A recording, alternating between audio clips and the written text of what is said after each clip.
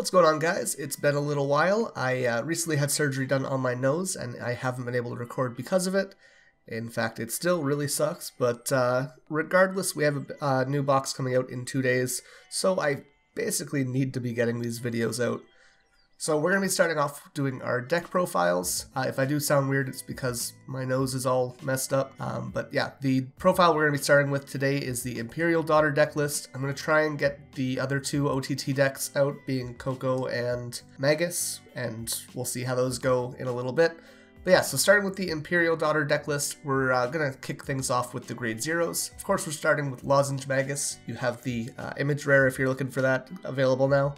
On top of that, we have the 8 crits, 4 draw, and 4 heals, which is pretty standard for this deck. Going on to the grade 1s, we're going to be running 4 Circle Magus. Her ability is a little bit more important in this deck than it would be in general, so we're just going to keep that in mind. For those who don't know what she does, on Vanguard or Rearguard, if you drive check a grade 2 or greater, you can put that card on the bottom of your deck and then draw a card. So it's like a bit of a recycle, and it'll proc Wheel Crane's ability. We'll get to that in a little bit. And then when rode upon, you can counterblast 1 to draw an extra card, which is super good.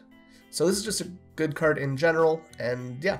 Next up, we have another Magus in QR Magus. So on Vanguard or Rearguard, when you play her, you can look at the top 2 cards of your deck, put them back in any order that you want, and basically rearrange to make sure that you're going to be hitting a trigger or drawing into the right things. So super good card. I like it a little bit more than Farfall Magus, but I like both in general. We're going to be running 3 of her. So then we have 3 Oracle Guardian Gemini. So if you have 3 more damage, you can slide this into your soul from Rearguard and countercharge 1. Pretty good. And we're going to be running 2 Wheel Crane. So if you draw a card while this is on Rearguard, you can put this into your soul and give 2 cards 10,000 power in your front row. So this is really good. It works with the effect of Circle Magus because you're going to be recycling that card. It doesn't work, unfortunately, when you drive check, but if you check a draw trigger, it will proc, so that's good. Super powerful card. It gives you a little bit of extra pressure. You'll be pushing for an extra 20k instead of the 6, and it's just awesome in that sense. On to your grade 2s. This is pretty standard with most people, but I have seen some people do it a little bit differently. So I run 4 Silent Tom, which makes it so your opponent has to call triggers to guard for it, which is super powerful. And then on Vanguard or Rearguard, when you place him, you can counterblast 1 to give him 6,000 power for the rest of the turn, just to give him a little bit of an extra nudge. Very powerful card, really puts some pressure on them and makes them have to really consider how they're going to be guarding for that turn. This is actually how I ended up dropping from top 8 in Toronto, so kind of hate the card, but I do love using it. Then we have 4 Rectangle Magus. Some people run 3 of this instead. I kind of like this card a lot though, so I'm going to be running 4. On Rearguard, when you place her, you can Counterblast 1 and Soul Blast 1. Look at the top 2 cards of your deck, rearrange them however you want, and then draw a card. On top of that, whenever you drive check and it reveals a trigger, she gets 5,000 power for the rest of the turn. So she can get really big. This is a super cool card. And the final grade 2 that we're running is 3 Promise Daughter. So on Vanguard or Rearguard, if you have 4 cards in hand, she gets plus 6,000 power for your turn. And then on Rearguard and Guardian Circle, it can't be retired by your opponent's card effects. So this is great against things like Kagero and Shadow Paladin. Not so great against Link Joker and Narukami. But still a pretty good card in general. Again, some people run 4 of this and 3 Rectangle Magus. I just like this setup a little bit better.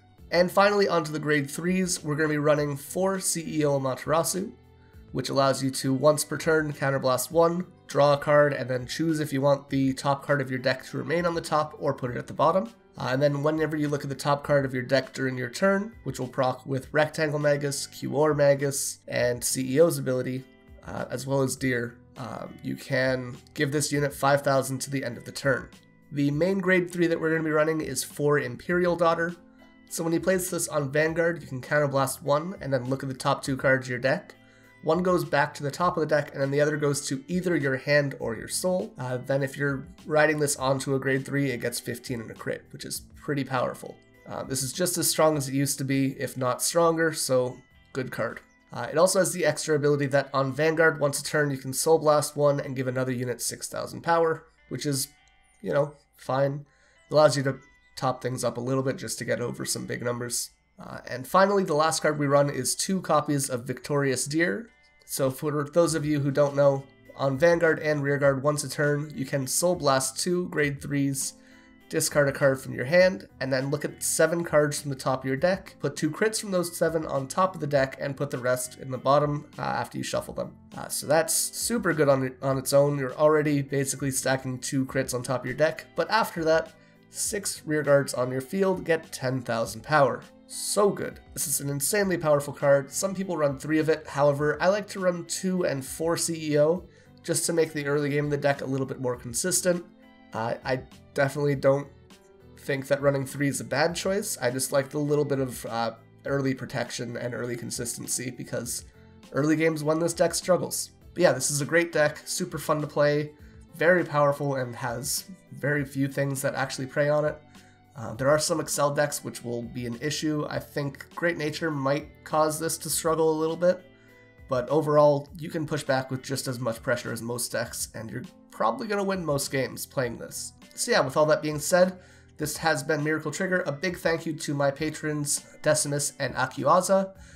If you'd like to support the channel, you can check the link in the description, and I would definitely appreciate that. It allows me to do more giveaways in the future, and if I ever have to be off again like this, I can have people edit videos for me, because that would have been nice this whole time.